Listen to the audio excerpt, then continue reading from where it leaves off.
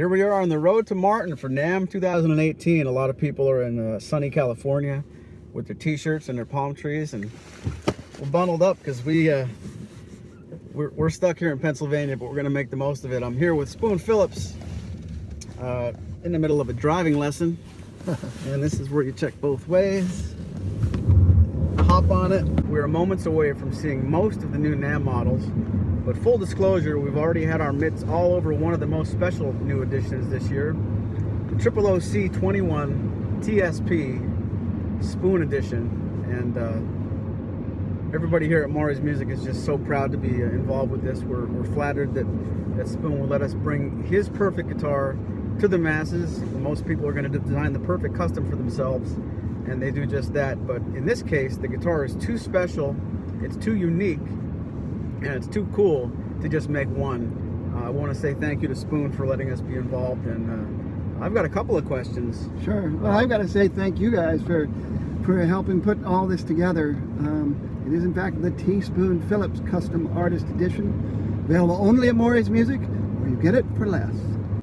Where did the main focus come from to make it a Style 21? Oh, to make it a Style 21. I would say, well, two things. The main focus of the guitar for me was have it designed for versatility, to be a do-all workhorse, but it's got all these, it's got some of the authentic series features and stuff that make it very responsive as well to delicate, nuanced, specific playing, but it's very robust. It's got a wide dynamic range. As for the Style 21, I've always been drawn to the old vintage Style 21 guitars, but part of that goes back to my youth.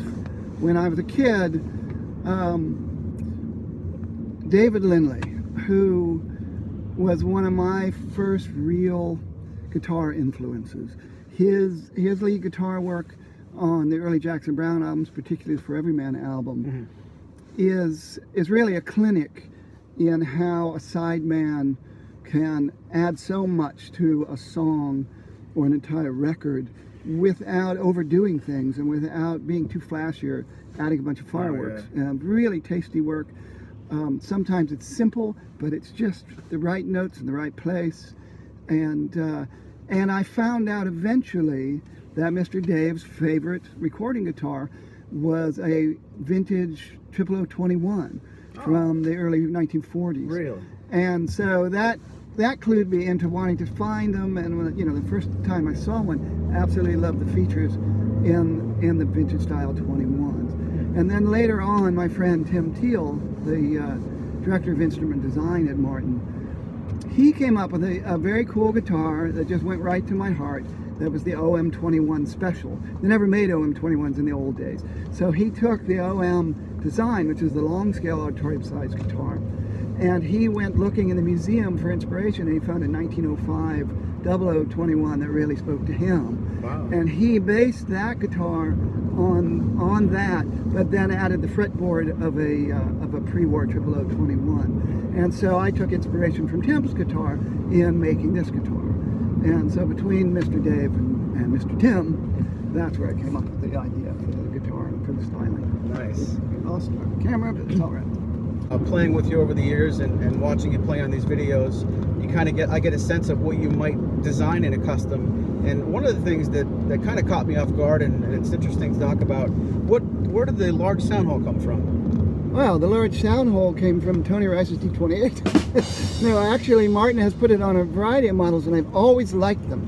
I love the way the Woody Man signature model, how that voice just leaps out in the room when you play it lightly.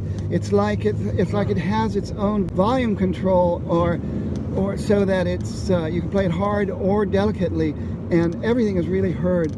And I handed this guitar over to a friend of mine in New York City, my personal TSP, and to play some classical music on it.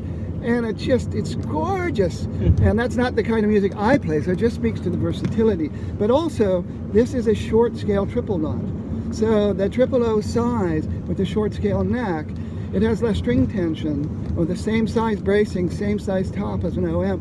So it doesn't have quite the same, typically, the same projection and same volume as an OM. And the large sound hole makes up for that big time, and while also giving it its own unique tone. So that's the main impetus for the large sound hole. And when it comes to the short scale neck, it just makes everything easier for me. I'm playing now in a guitar trio in New York City. You know, I'm the frontman for a retired Broadway actor who wants to do a lot of mid-century swing stuff, Fats Waller and Duke Ellington, and being able to do those thumb-fretted jazz chords easier with the slender fretboard taper and the short scale neck, it just makes my life easier. It's fun to play.